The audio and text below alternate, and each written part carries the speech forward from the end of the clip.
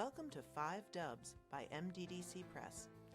I'm your host, Rebecca Snyder, the Executive Director of the Maryland, Delaware, and DC Press Association, which represents news media in our region. 5 Dubs focuses on the who, what, when, where, and why of local news media. We'll talk with the journalists about the stories behind the news. You can find more information about our guests in the show notes or on our website, www.5-dubs.com. Welcome. We are here today with Brian Compere. Good to see you. Is that how you say your name? That's one of the accepted pronunciations. You were technically Compere, but Compere. Okay, great. Thank we you. go with that too. Who is at the Daily Record, and we're continuing our series of the best moves that MDDC members made in 2023. And Brian, tell us briefly, what was the Daily Record's best move in your mind? Well, and I don't want to walk over our other biggest move this year, which was more in the event space, but at least from where I'm sitting, digital editor for the Daily Record, and a couple other of our sister sites under BridgeTower Media.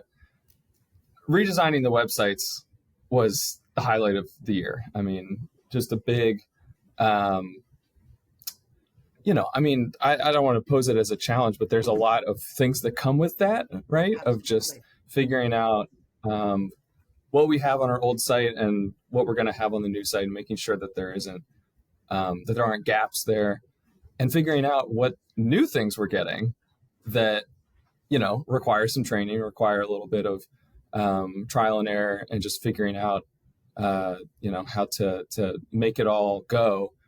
But it's really essential to be focused on these sorts of areas, right? I mean, I don't need to tell you about how important, digital journalism is, and being intentional and specific about how news media organizations are reaching out to and retaining audience online. And from the standpoint of a company like our parent, BridgeTower Media, it made a lot of sense to make sure that all these different publications, all these different sites had some sort of consistency between them. Before this redesign, some sites were in better shape than others. Mm-hmm. And just as a result of, different ownership histories and, just different markets and everything. So it was a big undertaking. Sure. And it sounds like a reset, just like a level reset for the entire corporate structure in some ways.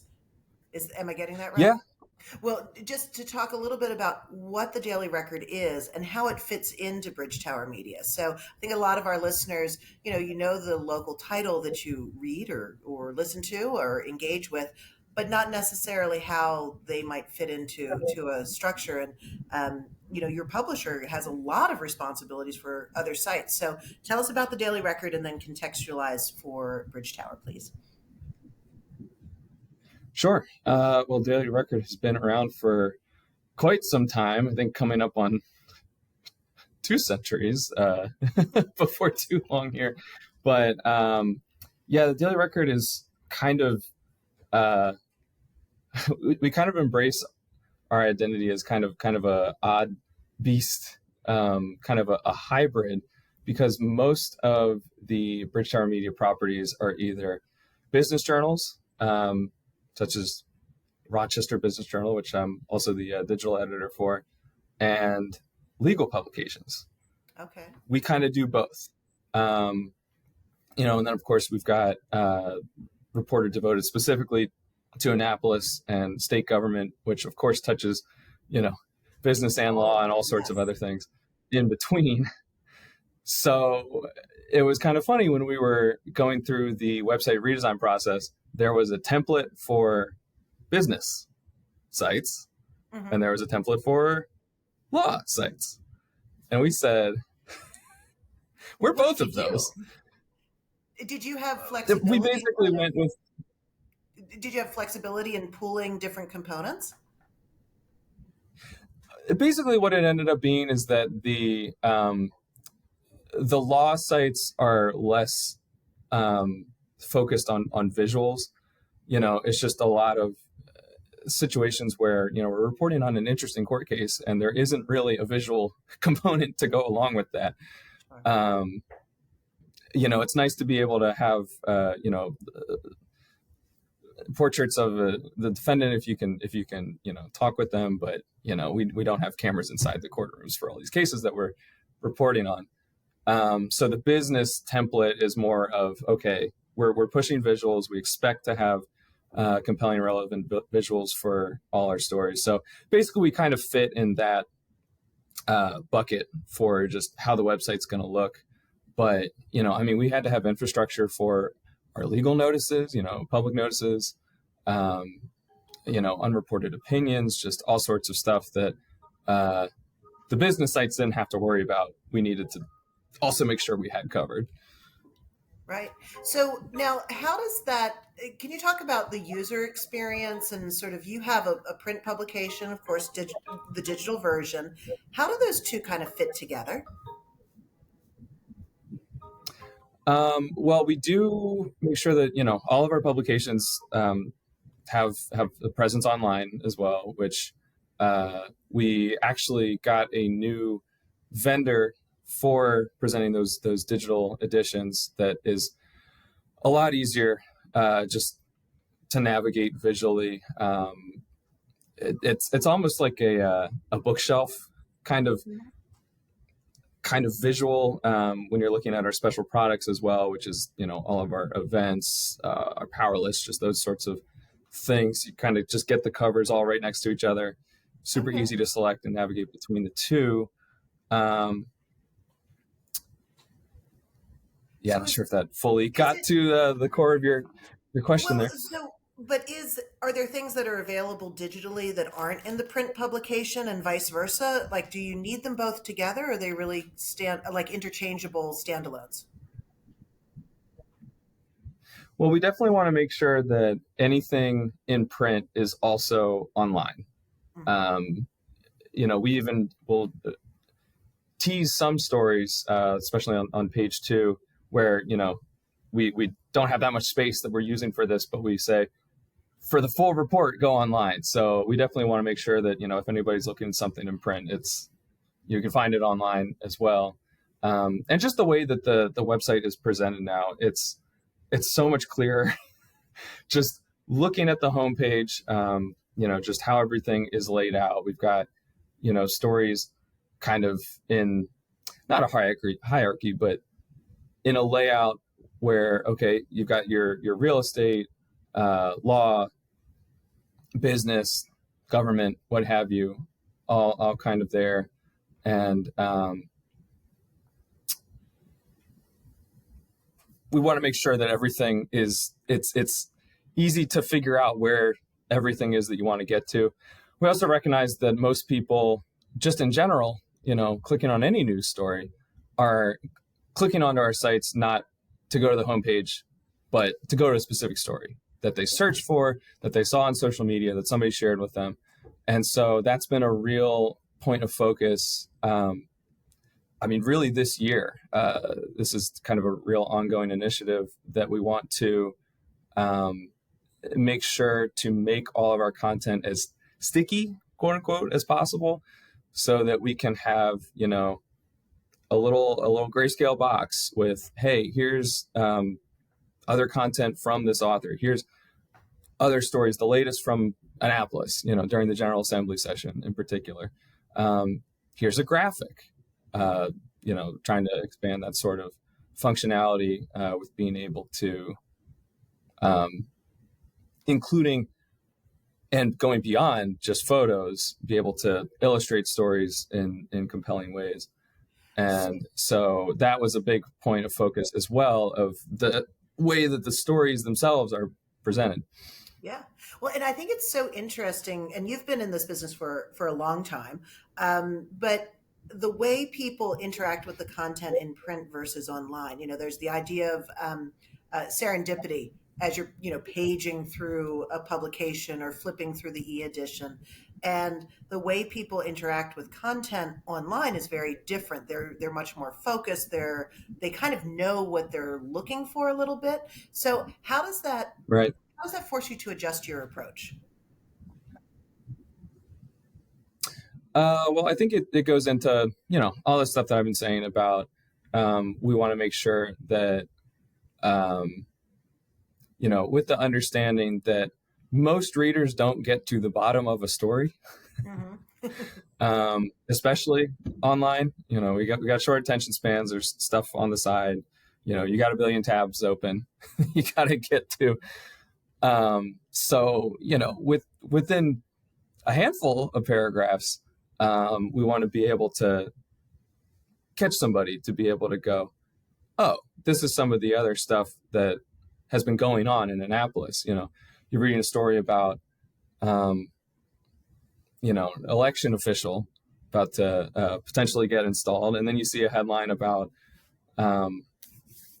enshrining rights to abortion. Right. Oh, that's something that I care about. Okay. I didn't heard about that. Click. Mm-hmm. So making you see a lot of that with so just having it all sort of yes, at the top, right, so and you can see it at a moment's notice.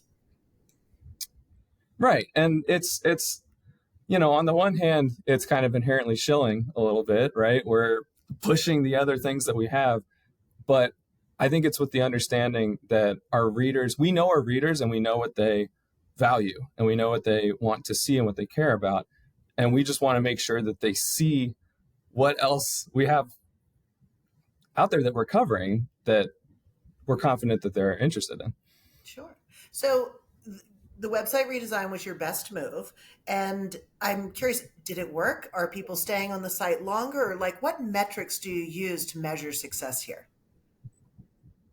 Great question. That's a big point of focus for us. We've been using third-party analytics tool called Parsley to really company-wide really push this and just make sure that everybody has the tools to understand, what is working best on our sites, and that goes to reporters, editors. We have a monthly BridgeTower Media wide call for targeted to editors, but also open to reporters. Just kind of going over best practices for search engine optimization, how to increase stickiness, all these things that I've been talking about.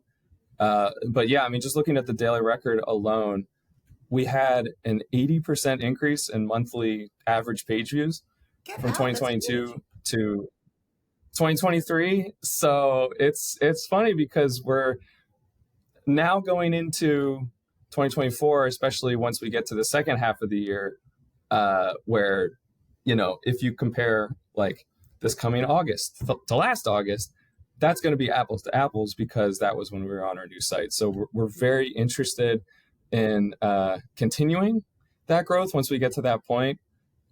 But it's a little interesting because we're going to be competing with ourselves, and that's kind of fun. Yeah, absolutely. So could you talk a little bit, you've mentioned BridgeTower Media, which is a national company, has business and legal publications, and feel like a little smattering of family magazines and whatnot. You've got a lot going on there. How do you localize that kind of corporate skin? Do you have the ability to customize or reflect something in your market? And how does that work? I think probably the best way that we display that is with our events. Even squint behind me. Yeah. Sorry, audio listeners, got a little cover of our Top 100 Women program, which has really been a standout for us, including, among BTM brands. Going to our other nominated best move in that space, empowering women. I know Patrick in a previous episode was able to went through the whole process of how that actually was designed in a way that could be kind of emulated across the company. So we're very proud of being able to do things like that we really put our stamp on. And then, imitation is the sincerest form of flattery, right? If it works for other markets as well, that tells us a lot about what we're doing. One specific example I can think of on the editorial side of things is we had some pretty big news with the two trials related to former Baltimore State's Attorney Marilyn Mosby. Of course, big news. And of course, we're not the only ones covering that. Baltimore is an extremely robust news town. And, we very much admire and respect our competitors on a story like that. But we are also very confident in our coverage and our speed and our accuracy with a story like that. And so we really wanted to make sure that, all of the thousands of people who are coming to follow that story on our site could appreciate the breadth of that story and the history of our reporting on there. So that's one of the things that I would pay attention to is I went through and created everything you need to know about these trials, about these cases. And it is a long list of headlines. And, it's so satisfying to be able to see readers finding that story, which is just kind of a collection of stories. It's a lobby to get you to our actual editorial content through search. Being able to get people kind of across our threshold in the door that way. And this is just not the sort of thing that you need to worry about if you're thinking about a print product at all.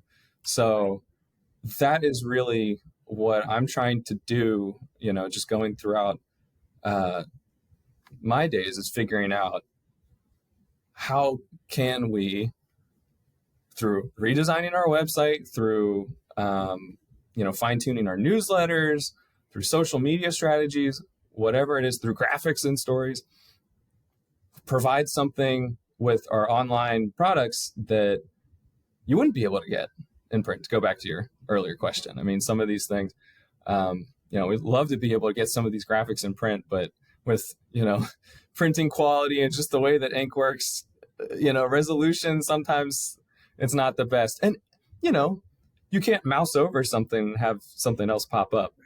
What I feel like it's in a print product. So some of the interactive things that you can do online and some of the visual data journalism is just, it's astounding. And I think it really allows you to tell a story more fully or bring different aspects in. Like, when you're looking at here's your graphic on your printed page, you can only do but so much. But when you're online, tell me a little bit about some of the creative things that you itch to do when you're working online. Oh man, I mean, the graphics are probably the top thing, just because it really is a creativity exercise where basically through this, you could probably tell at this point that the website redesign has gone beyond just changing how the website looks. Paired with that has been us being given the tools to create graphics, where it's very open-ended, and it's been very gratifying to be able to share what we can come up with. And when I say we, I'm referring to other digital editors around the company. Some of my colleagues are extremely skilled with this kind of thing, and a lot of it can be imitated. And we can share some of these things that we end up creating, which ends up, I don't want to go too hard into corpo speak about efficiency and everything, but if somebody can create something that works for everybody else, that saves me time, that saves you time, and you and you and you. It frees you up to do other things that really matter. So it's not like they're taking your job. You're able to go deeper in other areas because of that efficiency, it sounds like. Exactly. And another thing that we've been given, another tool that we've been given access to is desktop alerts, which just another way that we can catch people. I mean, I know I've got desktop alerts for, plenty of other news organizations that I follow throughout the day. And I'm looking at my computer all day. Right. I'm not looking at my phone all day, a little bit here and there, but we're catching people where their eyeballs are. And that is, it almost reminds me of print in a sense, in terms of how much space you have to work with. I've got 2 lines, you could probably break that down to picas if you really wanted to. And, sure, theoretically, you have more space online for headlines and things like that, but I want to make that thing punchy. Mm-hmm. I want to be able to kind of condense it down and get to, here's the core of this reporting, and make it hard to resist. Right. And I know that some people will go, oh, are you talking about clickbait? No. I am telling you what the story is about. But, maybe if somebody, some company named a new CEO, I'm just not putting their name in the headline. But I'm telling you who the CEO is. Just, right. Want you to come on over to the Daily Record. Sure. So, I mean, I feel like the world keeps changing always. And this was your best move for 2023. What's shaping up to be your best move for 2024? Oh, that's a great question. It is early in the year, to be fair. Still too early to tell. Yeah, it may be. I mean, again, the biggest thing that's on my mind is what I was talking about before of I really want to beat our stats for last year. Mm-hmm. I'm so intrigued of, once we start getting into these months where, we can compare the same month the previous year and we were on the new site. Like now I'm telling you, month after month, it's like minimum 80% increase year over year. If we can continue that when we're comparing apples to apples in terms of that, that's going to be amazing, and it's something to really kind of push against. So now what are your strategies to try and continue that growth? Because I mean, that's a phenomenal year over year, and I'm sure you'll level out a little bit, but do you have ways that you've now become more adept at working? It feels like you've been given this new building and you've been decorating it in different ways. Yes. So how are you going to up the ante? Are there new pillows you're putting out? Like what are the strategies that you want to employ to keep that growth going? Well, as with any instance of, we've got a corporate structure and a lot of disparate, identities under that, and we're trying to kind of get everybody on the same page. That takes time, and that is all continuing right now. Mm-hmm. I mean, it took throughout 2023 to get all these sites redesigned. We were one of the first midway through last year. But it's really a matter of building these, I'm going to use that corpo word again, efficiencies of just, some of these brands that, my colleagues are working with did not have their web editors working in events, so we're playing catch up. I'm helping to share my expertise with them to get them caught up on, how to create a new event, like with the Empowering Women thing. It's building habits among other editors and even reporters in terms of, this is happening right now, getting everybody, giving everybody the ability to drop those boxes in their story and go, okay, I'm going to give the readers of this story that I'm writing a way to get to my other stories. Yeah. It's putting audio listeners, I'm pointing where you can't even see across the office to a big whiteboard we have in the office where, I'm putting these stats up, and you kind of can't miss it. And I'm putting red exclamation points when we have a 100% increase, from the same month previous year. So it's just building a culture, it's building habits, and the more we do it, the more efficient that we're at, the more that we can share graphics and templates that we're using among different brands, the more that we can do this. And I got to give credit to my bosses who have really been working to free up some of my time and my fellow web editors' time to worry less about sponsor obligations and event duties, that we have kind of a centralized team in BTM now that can take that off our plate, because we all see how important it is that I not have to buzz through stories that we're posting to take a glance at the headline and think about if we're, it has good SEO. I'm getting freed up to have time to make time to create graphics, to, brainstorm headline improvements and come up with things like these embeddable boxes. Which don't sound that impressive maybe, but they will also automatically show the latest stories, like even a week from now. It'll constantly show that, which is nice. Yeah, I think it makes a really big difference. And I'm so grateful that you shared your best move with us. It sounds like it's not just the best move for 2023, but it's poised to be the best move for 2024 as well. So we'll see. Can't wait to hear more. Could be. Working towards that. Great. Well, thank you so much, Brian. I really appreciate you coming to talk with us. Thank you, Rebecca. This has been fun. Really appreciate it. Sure.